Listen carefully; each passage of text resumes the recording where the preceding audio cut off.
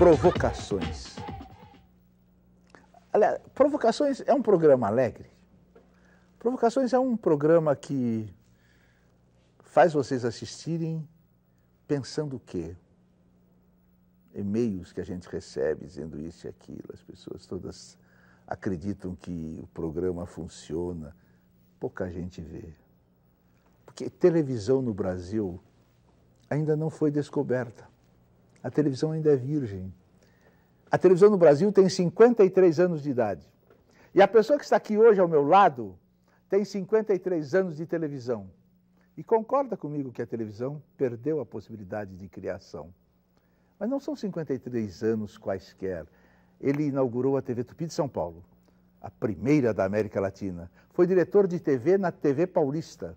Depois virou Globo essa TV Paulista. Dirigiu a TV Excelsior de São Paulo, a que inaugurou a modernidade da TV brasileira. Passou depois pela TV Bandeirantes e até por esta televisão cultura. Deu aulas na USP. Hoje é vice-presidente da Associação dos Pioneiros da Televisão Brasileira. Esta personagem histórica que vem do Neolítico à tragédia televisiva dos dias de hoje, eu posso dizer a vocês que ainda é jovem. Álvaro de Moya. Álvaro de Moya. Como foi que você, Álvaro, filho de coronel da Força Pública, pôde dar no que deu? É porque eu fui contra, né? Eu sou descendente de espanhóis, meus avós paternos eram espanhóis, então fui contra. E, curiosamente, depois que eu segui a minha carreira de desenhista, de história em quadrinho, depois eu trabalhei em publicidade, televisão, cinema, em todas as áreas, na imprensa, escrevi livros e tal. Tive sorte de trabalhar em diversas áreas e ter grandes mestres, pessoas que eu admirava. Eu trabalhei sempre com essas pessoas nessas áreas. No fim, então, eu reencontrei meu pai. E aí eu e ele nos encontramos, porque ele, sendo um militarista, sendo treinado pela missão francesa, naquele período da Força Pública, ele era um positivista. Ele acreditava em Augusto Comte, ele sabia que Deus não existia. E quando eu fiz toda a minha carreira, ele ficou orgulhoso de ver que eu tinha seguido uma carreira diferente, e nós nos encontramos porque ele viu que eu também era ateu, que eu também era materialista que ele, por outros caminhos. E nós nos reencontramos no fim da vida. Você era apaixonado por histórias em quadrinhos no tempo que elas eram odiadas pela escola. E você continuou, você vai para a Itália, você vai em festivais de história em quadrinhos, você faz... O que é história em quadrinho para você? O fato de eu gostar de história em quadrinhos exatamente no período em que elas eram perseguidas, nos Estados Unidos, no Brasil, no mundo inteiro, eu era o mais jovem, o mais moleque da turma, e eu era o mais atrevido. Eu comecei a gostar de histórias em quadrinhos antes de aprender a ler e escrever. Eu via história em quadrinho e ficava maravilhado vendo aquilo. Que nem o Fellini, que também é... Há nada menos que como o Fellini, que tudo bem. Quadrinhos, não começa a provocar a gente aqui. Só que ele gostava Álvaro. do Pafões e Marocas, eu gostava do Flash Gordon, do Alex Raymond. Então, quer dizer, esse pessoal todo depois eu conheci pessoalmente lá nos congressos internacionais, né? E, esse pessoal todo quem? O Cesare Zavattini, o Alain René, o Humberto Eco, e os autores de quadrinhos, que são o Will Eisner, o Hugo Pratt, quer dizer, todos os grandes artistas de quadrinhos, eu conheci todos eles. Um dos grandes do mundo é Alain René, né? Assim, como é que você foi parar na televisão antes mesmo dela ser inaugurada no Brasil? Naquele tempo, eu digo para os meus alunos, era fácil você entrar em televisão, as pessoas recomendavam um trabalho para você. Quer dizer, como eu era um moleque muito atrevido e muito metido, havia sempre essa possibilidade de fazer alguma coisa. Eu, por exemplo, como eu estava desenhando histórias em quadrinhos, e um dia eu ouvi no rádio uma crítica. Eu gostava muito de cinema, eu achava que cinema era parecido com quadrinho, eu achava que literatura era parecido com quadrinho, mas quadrinho era diferente, não existia teoria de comunicação de massa naquela época. E eu, então, ia muito ao cinema, pegava tudo quanto era filme, lia tudo quanto era livro, tal, para fazer história em quadrinho. E via crítica de cinema para dizer, está passando um filme do Lubitsch no Cine Ipiranga, está passando um filme do Kurosawa lá numa sessão especial e tal, e acompanhava tudo isso. E um dia, então como eu lia todas as críticas, eu vi uma crítica de rádio, na Rádio Tupi, em que ele criticava o Rastro da Bruxa Vermelha com com o John Wayne, dizendo é um filme muito ruim, parece história em quadrinho, mas não é uma história em quadrinho genial do El Cap ou a maravilhosa do Alex Raymond no Flash Gordon. Aí eu pulei e pensei, nossa, existe outra pessoa que conhece o Alex Raymond e o Leo Abner, e telefonei para a TV Tupi e falei, eu quero falar com o Walter George Durst. E o Durst atendeu o telefone com uma vozinha fininha, eu falei, puxa, no rádio a voz dele é bonita, depois eu soube que era o Dionísio Azevedo que lia a crítica de cinema dele. E eu falei para o Durst, olha, eu sou desenhista de história em quadrinho, pô, você falou em Alex Raymond, El Cap e tal. E eu e o Silas Robert, que depois também fez carreira na televisão, pegamos um ônibus, um bonde até a praça do Largo São Bento, depois pegamos um ônibus até a Cidade do Rádio e fomos conhecer Walter George Durst, Lima Duarte, Cassiano Gabos Mendes, os ícones até hoje da televisão brasileira. Que eles estavam fazendo rádio naquele tempo. E aí, então, o Durst, que assumiu como crítico de cinema um jornal novo que ia ser inaugurado, que era O Tempo, ele me recomendou para ser ilustrador. E eu comecei a trabalhar como ilustrador no jornal O Tempo, em 1950. Aí é que entra a televisão. TV Paulista. Não, primeiro a TV Tupi, claro. Aí, então, o Durst me recomendou também para desenhar os letreiros do show de inauguração da TV Tupi no dia 18 de setembro de 1950. Foi quando eu desenhei os letreiros do show da TV Tupi que inaugurou. Walter Forster, Lima Duarte, Lolita La Salerosa, Hebe Camargo, quer dizer, todo aquele pessoal, todos eles que naquele tempo inauguraram a televisão. Os vivos formam a Associação dos Pioneiros. Somos nós que estamos lá agora, nós somos os dinossauros Walter da Durst, televisão. que saudades de Walter. É um gênio, me faz né, muita cara? falta, me faz muita falta. Hein, os empregados? Não, elas têm a sua regalia, né? Elas têm direito, mas também, a hora que sai do serviço, vai para o Ministério do Trabalho, a patroa é obrigada a pagar os direitos, mas não vê o que faz em casa. Se a patroa é obrigada a pagar os direitos, então é porque elas têm os direitos e a patroa não pagou. É o que não devia ter, que antigamente, eu estou com 67 anos, antigamente não tinha isso. Hoje que é essa mordomia todinha para empregado, para tudo. Mordomia, mas é o direito do trabalhador. Gente, elas trabalham muito, só acha? Não sei, a senhora não contrata uma empregada para sua casa, ela não trabalha? De jeito nenhum, não quero empregada na minha casa, de jeito nenhum, quero eu mesmo trabalhar. E no Ministério do Trabalho? Então corra já para casa que está tudo para fazer lá. Tá nada, meu almoço está pronto, minha casa está limpa, tudo em ordem, graças a Deus. O que você fez de significativo na TV Tupi? Bem, a TV Tupi foi esse período que eu fiz os letreiros do show de inauguração. Quem fez o índiozinho foi o Mário Fanucchi, que entrou depois de mim. Eu desenhei PRF3 TV Apresenta, e a Tupi, até mudar para Canal 4, manteve aquele mesmo tipo de desenho, acho que por superstição, não porque fosse bem feito, mas manteve aquilo como logotipo da televisão Tupi. E depois, no final, nós trabalhamos juntos, naquele final da TV Tupi, quando a TV Tupi era o Titanic que estava afundando, e o Walter Avancini levou a você, a mim, o Ciro Del Nero, o Júlio Medalha, aquela grande equipe, para tentar... Quem me levou foi Cassiano Gabos Mendes. Bom, e você foi antes, mas depois na TV Tupi, nesse final do Avancini, todos. Foi junto. Fazíamos aquele grupo de pessoas, para chamar as pessoas que não faziam televisão para falar para nós. Foi uma coisa terrível. Agora, no seguinte, Deixa eu só abrir um parênteses aqui. Pois não. Nesse período, o que existia era um grupo de pessoas que tinham uma identidade de cultural, artística e um objetivo de tentar fazer televisão. Hoje, o que a gente vê na televisão são panelas de medíocres. Então, quer dizer, os medíocres se juntam numa panela. No nosso tempo, que era o Durst, o Avancini, todo esse pessoal... Túlio de Lemos, era uma tentativa de gente do mesmo padrão cultural, do mesmo elan artístico, da mesma formação de cinema, de literatura, de música e tudo mais, tentar fazer na televisão aquilo que a gente sonhava no cinema. Você é um provocador bravo, hein? Você falou aí uma coisa que eu quero ouvir você ter a coragem de provocar mais com clareza. Naquela época tinha uma visão conjunta de cabeças unidas que podiam fazer trabalho.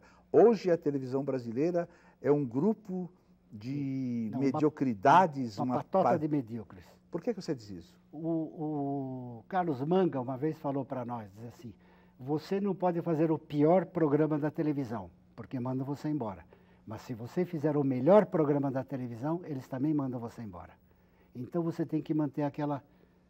Para você continuar na televisão, você tem que ficar naquele padrão de mediocridade que é a televisão brasileira atualmente. Hoje? Hoje. e que as pessoas não estão pensando em fazer, eles não se interessam pelas pessoas que veem televisão, não precisa pensar em coisa boa, eles sabem que não precisa fazer coisa boa, é isso? Mas eu acho o seguinte, depois de um período em que o cinema brasileiro imitou o padrão global de televisão, desde Bye Bye Brasil até recentemente, com filmes da Xuxa, Os Trapalhões, a Angélica e tudo isso, de repente aparece um filme como Cidade de Deus, que pega 3 milhões de espectadores e dá mais público do que a Xuxa. Vem o Carandiru, que dá mais do que 3 milhões. Então, o que quer dizer? Quer dizer que o cinema brasileiro retomou aquele cinema brasileiro de antes da Revolução, do golpe de 64. Sua Revolução. E que agora pega de novo. Então, o que acontece? Também aquela televisão de antes de 1964, ela tem chance de aparecer de novo. O teatro brasileiro de antes de 64 tem a chance de aparecer de novo. Nós estamos outra vez numa democracia. Esse é o momento que o teatro brasileiro, você, Antunes Filho, Zé Celso, tudo podem fazer um teatro bom, porque o público já provou que quer ver coisa boa. Se ele quer ver coisa boa no cinema, ele quer ver coisa boa no teatro, na música popular do André Bujanra, quer ver esse tipo de coisa. Sabe o que eles dizem? Que a minha geração, Antunes, Zé Celso, Bujanra, Boal, falecido Ademar, falecido Flávio Rangel. O Amir Haddad, que faz parte da geração, diz assim, a Bujanra até hoje, nós somos os melhores e os mais modernos. Que país de merda é esse, Álvaro de Moya? Que país é esse? Verdade. Que as pessoas deviam estar nos desrespeitando, gritando contra a gente, e somos ainda os mais fortes. Você lembra aquela fase que nós estávamos na TV Bandeirantes, que eu estava produzindo a telenovela Os Imigrantes, e você era o diretor do teleteatro, da teledramaturgia da Bandeirantes, substituindo a Avancini?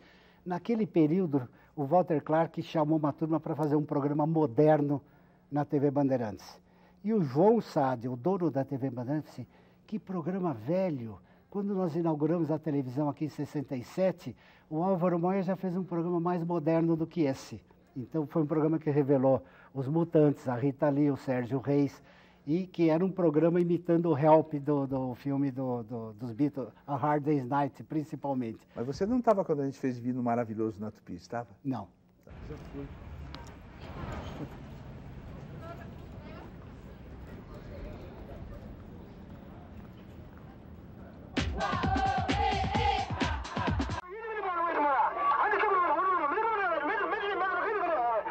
A TV de Vanguarda é o programa da televisão brasileira. Se a TV Globo consegue vender novela para o exterior, é porque o TV de Vanguarda inventou um jeitinho brasileiro de fazer televisão. Assim como a música popular brasileira, o futebol brasileiro e tal, conseguiu, a TV Tupi, através do TV de Vanguarda, encontrou uma fórmula entre o espectador e o que é feito com uma linguagem. Enquanto os europeus ficaram transmitindo concerto, professor falando com um quadro negro, tal, sem linguagem nenhuma, e a televisão americana usou cinema classe B e C americano para colocar na televisão, o Brasil inventou uma linguagem. O Brasil conseguiu essa identificação do público brasileiro com a televisão brasileira por causa da linguagem que o Dercy e o Cassiano Gasbo Mendes, o Dionísio Azevedo, instituíram na TV Tupi. Quem está vendo esse programa, você sabe que não tem a menor ideia do que era a TV de Vanguarda. Então explica para nós, TV de Vanguarda, o que era o TV de Vanguarda? Bom, TV de Vanguarda que autores vocês faziam? O TV de Vanguarda era o seguinte, a televisão começou a pegar o elenco de teatro e colocar às segundas-feiras. Então, quer dizer, quando vinha um grupo teatral para São Paulo, eles então iam na televisão e representavam na televisão uma peça do teatro dele, do repertório dele, como propaganda do espetáculo dele que estava em São Paulo. E esse espetáculo o pessoal falava como se fosse para a última fileira da plateia. Uma ópera bufa. Então eles eram assim. E nós chamávamos esse teleteatro de mostra quem fala, porque a câmera, o cara falava, a câmera outra falava, um entrava em cena, mostrava quem entrava em cena, mostrava quem saía, e era isso. E o Cassiano, então, resolveu fazer um teatro de vanguarda. Como ele gostava muito de cinema, o Dercy gostava de cinema, o Dionísio Azevedo gostava de cinema, eles foram fazer um teleteatro. E o espetáculo saiu tão bom, mas tão bom, que nós falamos dos bastidores para o Cassiano. Cassiano, isso não é teatro de vanguarda, isso é TV de vanguarda. Então, o segundo programa já se chamava TV de Vanguarda.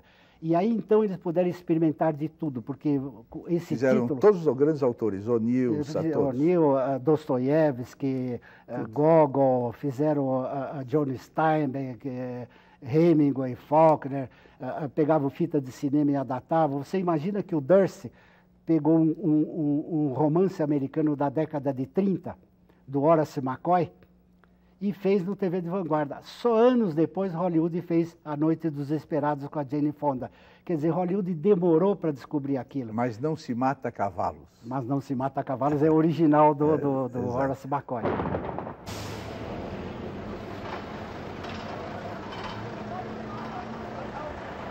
Vender?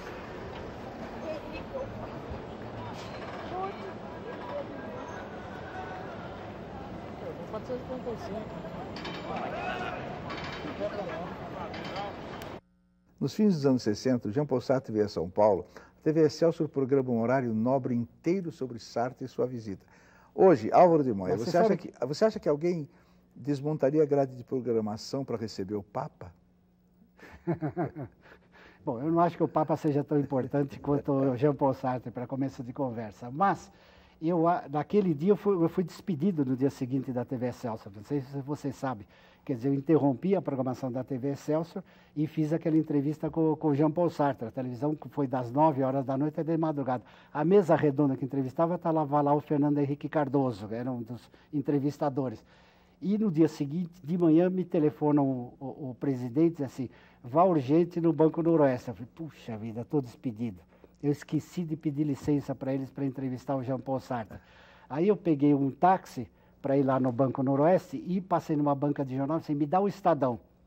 Aí quando eu cheguei na diretoria, eles disseram, mas como é que é? Você transforma a televisão num órgão comunista, que ele fica elogiando o Fidel Castro. Eu falei, mas espera aí, vocês estão me acusando de ter transformado a TV Excelsior num órgão comunista porque entrevistei o Jean Paul Sartre? Então tem 2 órgãos comunistas em São Paulo, outro é o Estado de São Paulo.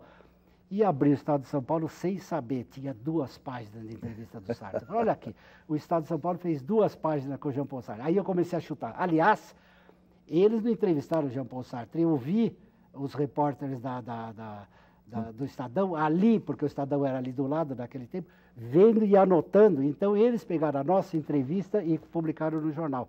Aí disse, não, deixa, mas são os padres que vieram aí de Curitiba reclamando. Eu falei, não, então agora eu peço demissão.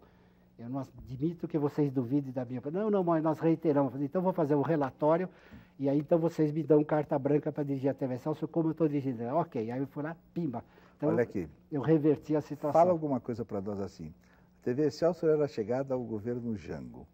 Aí o Simos e tal. Agora, com o golpe militar, a TV Excelsior foi minguando até desaparecer. E aí a Globo começou a nascer com toda a força. Foi coincidência? De uma certa forma, a televisão Excelsior foi que descobriu a grade de programação. Quer dizer, a TV Excelsior começou a fazer a programação horizontal. E quando o Edson Leite assumiu a TV Excelsior, ele criou a programação vertical, aqueles bonequinhos que ele usava ligando uma coisa com outra. Como a Globo faz hoje, que fala assim, o jogo de futebol, Corinthians e River depois do Mulheres Apaixonadas, do nosso amigo Manuel Carlos. Então, esse tipo de coisa o Edson colocou. Então, a grade ficou uma coisa na cabeça do espectador na TV Excelsior. A TV Excelsior criou a telenovela diária, horizontal, que a Globo não quis fazer, a Tupi não quis fazer, então o Edson Leite fez a telenovela horizontal. E essa grade a TV Globo usa até hoje. E esse é o erro do Silvio Santos. O Silvio Santos, que poderia ser uma emissora concorrer com a Globo, ele muda sempre a grade. Ele chega dos Estados Unidos e tira um programa, puxa para lá, eu quero assistir o programa do Silvio Santos, que ele faz pergunta e resposta, eu não sei que dia é, que hora é. Ao passo que a programação da Globo, ela criou essa grade, todo mundo sabe de cor a grade da TV Mesmo Globo. Sendo ruim? Se você acha ruim, não sei. Eu acho ruim. Ninguém te convida para televisão hoje em dia? Não, imagina, porque você não pode criar... Porque você não gosta do Big Brother, é isso? Big Brother? Quer dizer, esse programa é a descoberta da mediocridade, pessoas extremamente vazias. O Boni, outro dia, deu uma entrevista e criticou o Big Brother, que é produzido pelo filho dele, dizendo que, pelo menos, ele devia colocar uma pessoa lá dentro que tivesse cérebro. Então, quer dizer, é um programa de pessoas absolutamente vazias e que vem trabalhar por um preço barato para aparecer nua na capa do Playboy, para ser entrevistador da televisão, para fazer isso, é uma reposição. E o público adora. O público adora. Eu acho que o estudo, eu acho que tinha que começar pelos professores, pelas faculdades que estão formando esses profissionais, viu?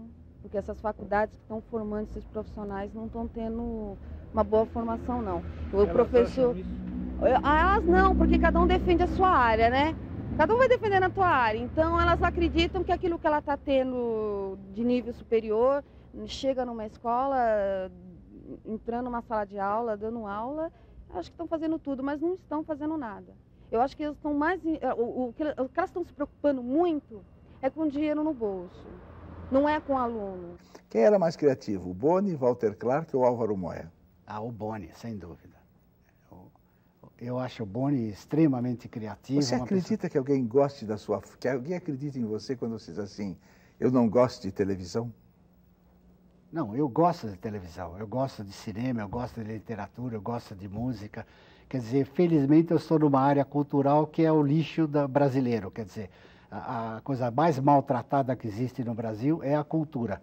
Por quê? Porque se as pessoas tivessem cultura, eles elegeriam bons políticos, eles exigiriam saúde, eles exigiriam direito, eles exigiriam os seus direitos. Então, o que falta no Brasil é cultura. Já que você é provocador, muito mais do que esse programa, fala tudo o que você quiser falar contra a televisão brasileira de hoje. Eu acho que o grande problema da televisão brasileira de hoje é esse período da ditadura militar, que coincidiu com a supremacia da TV Globo. Então, quer dizer, essa supremacia da TV Globo, que deu um padrão visual, colorido e tudo mais, não é o padrão que eu acho que deve ser feito para a televisão. O padrão que eu acho que deve ser feito para a televisão é o de Hollywood antigo, quer dizer, aquele tipo de coisa feita por Hollywood naqueles tempos. Aquilo que você considera a oitava maravilha do mundo ainda? Eu acho que Hollywood, no século XX, foi o que o Renascimento foi naquele período. Quer dizer, Hollywood realmente juntou Bertolt Brecht, Salvador Dalí, William Faulkner, Hemingway, tudo que podia existir de cultura, Wolfgang Korngold, quer dizer, tudo que podia existir de cultura, eles colocaram em Hollywood. Era Fritz Lang, eles traziam, era Hitchcock, eles traziam. Então, não é que eles traziam, Fritz Lang fugiu. Brecht fugiu. As pessoas fugiram, né? Mas eles contratavam. Quer dizer, claro. Então, quer dizer, a gente foge do Rio de Janeiro para São Paulo, de São Paulo para o Rio de Janeiro e não é contratado. Você olha para aquela câmera e usa uma liberdade que talvez você não tenha usado ainda. Aproveite uma liberdade que você não teve e fala para aquela câmera tudo que você quiser. Aproveite uma liberdade que você não usou ainda. Fala. Fellini diz que a religião tolhe o prazer do ser humano. E eu acho que o prazer está por vir ainda. Quer dizer, nós tivemos o grande período do Brasil, de 1945, quando Getúlio Vargas saiu, até 1964, quando o golpe militar. Agora eu tenho a impressão que está começando uma nova fase brasileira no cinema, na televisão, na área cultural, na arte artística, que é a que me interessa e que, sem dúvida nenhuma, vai mudar o Brasil no futuro. Então, eu acho que esse é o momento em que as pessoas têm que prestigiar as coisas. Hoje, por exemplo, na minha aula, eu falei para os alunos, quem não assistiu Cidade de Deus, segunda-feira vocês vêm aqui assistir Cidade de Deus. Quem não assistiu Carandiru, vocês têm obrigação de apoiar as coisas boas e desligar a televisão quando tem o Big Brother. Todo prazer quer a eternidade. Atenção, atenção. Debaixo da ponte do arcebispo, junto a uma verdadeira corte dos milagres, reúnem-se os mendigos. Mendigos cristãos, mendigos ateus, mendigos budistas, mendigos muçulmanos, mendigos judeus, enfim, mendigos de todas as cores. Discutem o resultado do sim e não às suas petições. Discutem a desvalorização da moeda e a proliferação de falsos mendigos. O mendigo cristão fala da perda de prestígio da caridade nos dias de hoje. O mendigo ateu disserta sobre o não-Deus e suas pouco eficazes prédicas no deserto. O mendigo budista fala das dificuldades atuais de que padece a transparência do nirvana. O mendigo muçulmano insiste na urgência de alguns fanatismos em nome de Alá. Ai, ai, ai, o mendigo judeu lamenta que frequentes ataques de ira de Jeová caiam sobre sua cabeça. E o mendigo de outras cores se queixa das queixas dos mendigos queixosos. Depois, tudo termina e os peregrinos voltam às suas respectivas igrejas, maldizendo os usurpadores de seus respectivos direitos.